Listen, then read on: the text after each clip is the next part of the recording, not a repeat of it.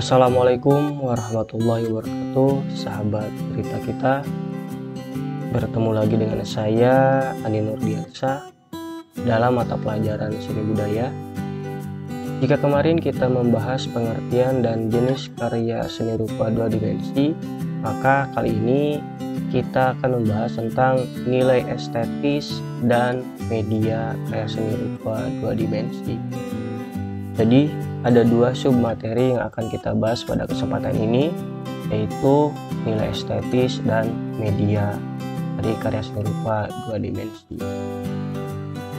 Baik, sebelum kita bahas lebih dalam tentang materi ini, marilah kita berdoa terlebih dahulu, meminta pada Allah Subhanahu wa Ta'ala agar apa yang kita pelajari pada kesempatan ini itu bermanfaat untuk kita semua. Amin.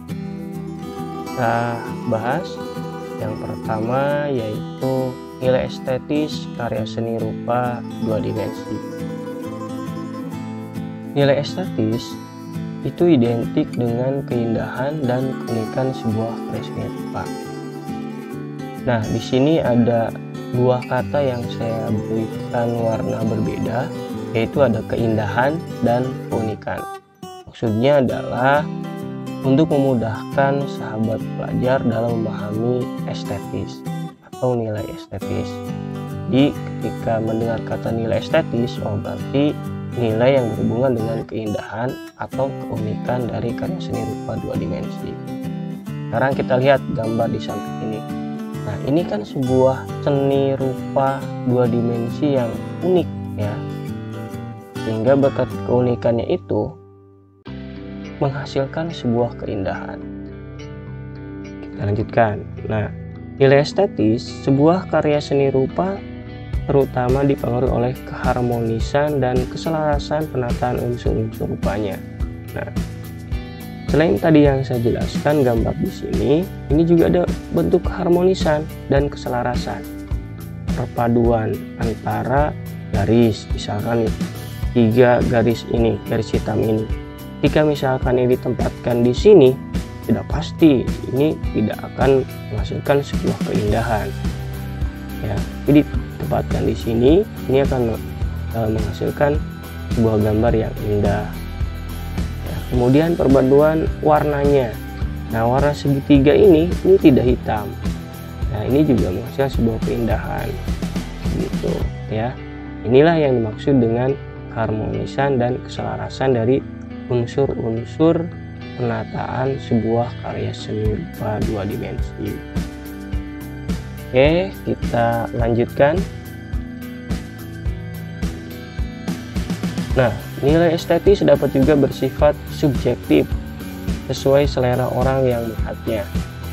Nah, di sini ada dua kata yang diberikan warna berbeda, itu dapat juga subjektif. Maksudnya, jadi keindahan dari sebuah karya seni rupa ya, ini bersifat subjektif.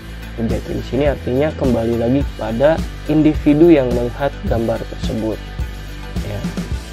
Jadi misalkan nih kita melihat sebuah gambar ini mungkin beberapa orang karena sudah pernah melihat gajah, ya ini biasa saja.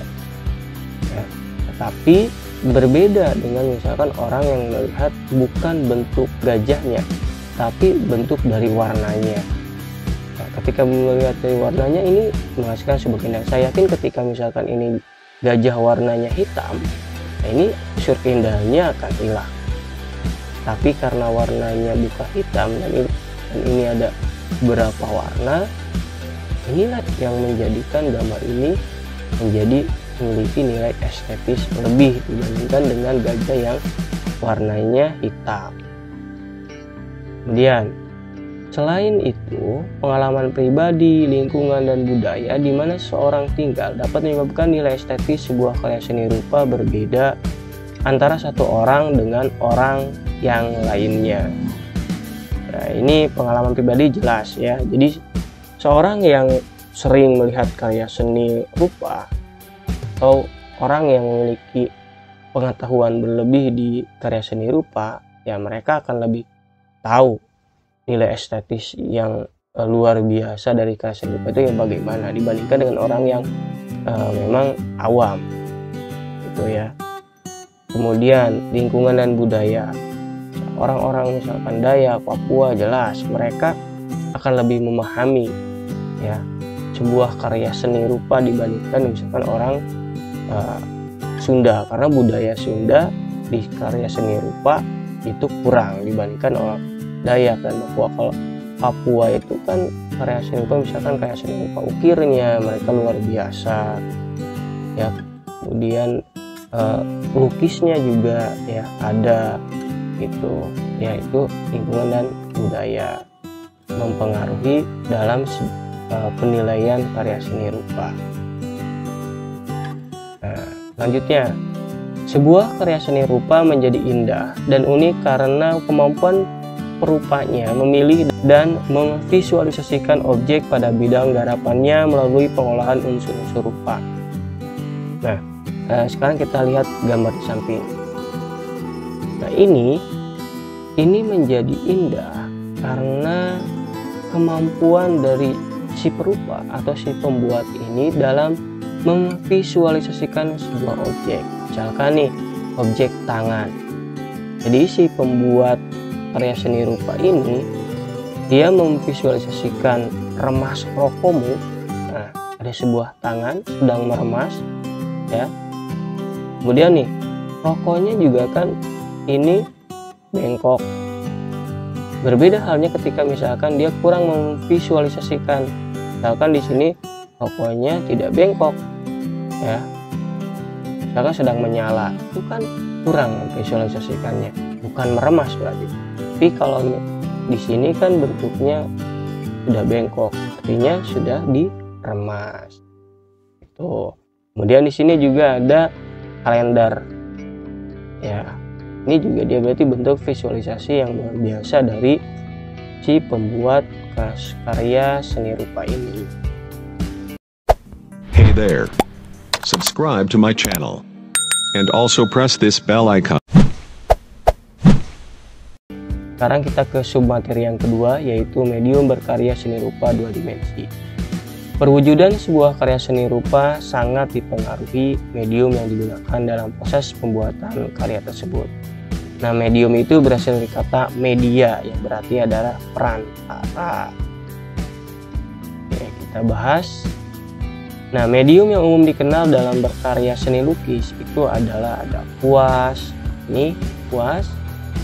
Kemudian ada kanvas, ini contoh kanvas. Kemudian ada cat, ini contoh cat, dan lain sebagainya. Banyak medianya ya. Oke, kita lanjutkan.